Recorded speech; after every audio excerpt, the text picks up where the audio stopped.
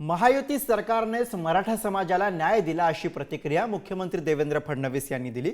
सरसकट या शब्दाबाबत अडचणी होत्या पण त्या सोडवल्या गेल्या असं फडणवीस म्हणाले। मंत्रिमंडळ उपसमितीच्या कामावरती मी समाधानी आहे, तसंच मला कितीही दोष शिव्या दिल्या तरीही मी समाजासाठी काम करत राहीन असंही फडणवीसांनी म्हटलं। मराठा समाजाला आरक्षण देताना ओबीसींवर अन्याय केलेला नाही असंही त्यांनी स्पष्ट केलं। ओबीसींच्या साखळी उपोषणाची आता गरज नाही असंही त्यांनी ओबीसी नेत्यांना सांगितलं। तसंच मुंबईकरांना झालेल्या त्रासाबद्दलही मुख्यमंत्री फडणवीसांनी दिलगिरी व्यक्त केली आहे।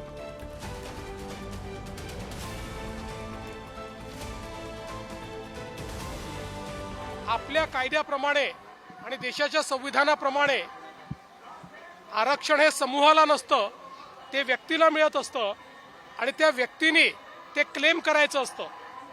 आणि म्हणूनच अशा प्रकारे सरसकट करता येणार नाही, ते कायद्याच्या पातळीवर टिकणार नाही।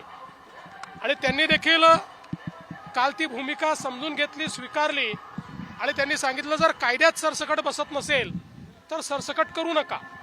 आणि मला असं वाटतं की त्यातनं हा जो काही एक स्टेलमेट होता तो स्टेलमेट मागे झाला आणि पुन्हा त्या संदर्भातल्या चर्चा मंत्रिमंडळ उपसमितीने केल्या, त्याचा GR तयार झाला, त्याच्यात काही बदल होते ते बदल आपण केले आणि तो GR देखील इश्यू झालेला आहे। आणि त्यासोबत इतरही काही अनुषंगिक मागण्या होत्या, त्या सगळ्या मागण्या मंत्रिमंडळ उपसमितीने त्या ठिकाणी मान्य केल्या आहेत। आमचे मराठा समाजाचे लोक आहेत, यांचा कधी काळी त्यांच्या रक्तनात्यातल्या कोणाचाही कुणबी म्हणून उल्लेख झाला असेल तर त्यांना आपल्याला नियमाने ते सर्टिफिकेट देता येतं।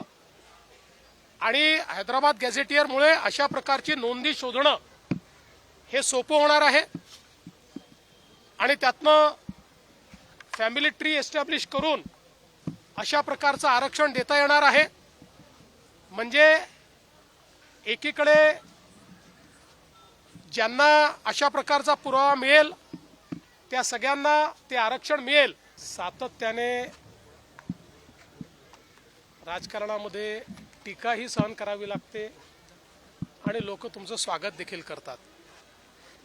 जेव्हा टीका झाली त्याही वेळेस मी विचलित झालो नाही, कारण माझ्यासमोर एकच ध्येय होतं की समाजाला न्याय द्यायचा आहे आणि तो न्याय देताना दोन समाज एकमेकासमोर येणार नाहीत, दोन समाजामध्ये तेढ निर्माण होणार नाही, दोन समाजामध्ये याला दिलं म्हणून त्याच्यात अन्यायाची भावना तयार होणार नाही।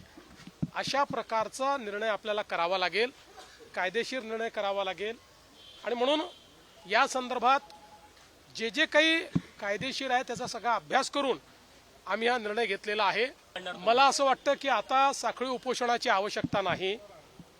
जो काही ओबीसी समाजामध्ये एक समज तयार झाला होता की त्यांचं आरक्षण काढून दुसऱ्या कोणाला तरी देण्याचा प्रयत्न होणार आहे, असं कुठेही झालेलं नाही। त्यामुळे मला असं वाटतं की आता ओबीसी समाजाने देखील या संदर्भात आता सगळी आंदोलनं ही परत घेतली पाहिजेत।